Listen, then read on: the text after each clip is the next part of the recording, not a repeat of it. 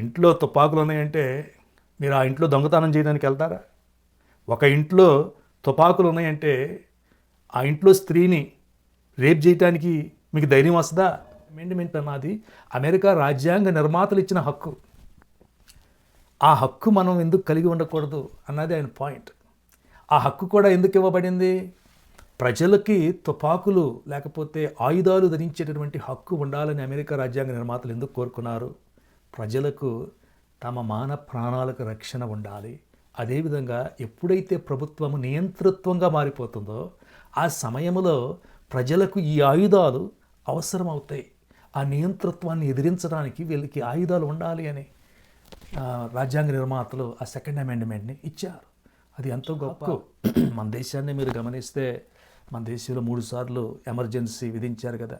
1975 నుండి 77 ఇందిరాగాంధీ ఎమర్జెన్సీ విధించినప్పుడు భారతదేశంలో మరి రాజ్యాంగ హక్కులు తీసేశారు. ఎంతోమందిని చంపేశారు, ఎంతోమందిని జైలులో వేశారు. ఆ సమయంలో భారత ప్రజలు అచేతనంగా చూస్తూ ఉండిపోయారు. ఇందిరాగాంధీని ఏం చేయలేని స్థితిలో ఉండిపోయారు. ఎందుకని? వాళ్ళ దగ్గర ఆయుధాలు లేవు. ఇందిరాగాంధీ సైన్యము, ఇందిరాగాంధీ ప్రభుత్వము ప్రజలను పెట్టలను కాల్చినట్లు కాల్చేశారు. కమ్యూనిస్ట్ లీడర్లను మా ఊర్లోనే ఎంతోమంది చేసడం జరిగింది. ఆ సమయంలో ప్రజలకి ఆయుధాలు లేవు. కాబట్టి అలాంటి నియంతృత్వం అమెరికాలో ఈ రోజు వరకు లేదు. ఎందుకని? ప్రజల దగ్గర ఆయుధాలు ఉన్నాయి.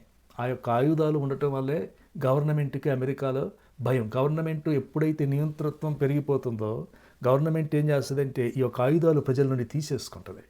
చాలా సిటీస్లో, డెమోక్రాట్స్ పాలించే సిటీస్లో ఈ రోజున ఆయుధాలు పెట్టుకోవడానికి లేదు.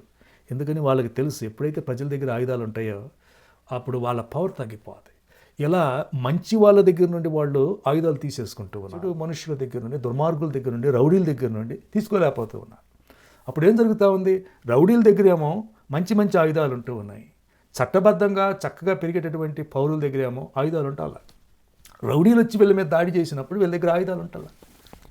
ఇల్లీగల్ ఇమ్మిగ్రెంట్స్, అమెరికాలో అక్రమంగా ఉంటున్నటువంటి వాళ్ళు వచ్చి దాడి చేసినప్పుడు వీళ్ళ దగ్గర ఆయుధాలు లేవు. మనం సెకండ్ అమెండ్మెంట్లో తుపాకులు మన దగ్గర ఆత్మరక్షణ కోసం పెట్టుకుంటాం. గవర్నమెంట్ నియంతృత్వాన్ని వ్యతిరేకించడానికి పెట్టుకుంటాం.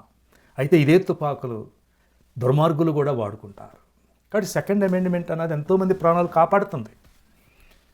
ఒక ఇంట్లో తుపాకులు ఉన్నాయంటే మీరు ఆ ఇంట్లో దొంగతనం చేయడానికి వెళ్తారా? ఒక ఇంట్లో తుపాకులు ఉన్నాయంటే ఆ ఇంట్లో స్త్రీని రేప్ చేయడానికి మీకు ధైర్యం వస్తుందా? రానే రాదు. ఎంతోమంది తుపాకులతో తమను తాము భద్రపరుచుకుంటూ ఉన్నారు. కాబట్టి మంచిని చూడండి, చెడును విసర్జించు.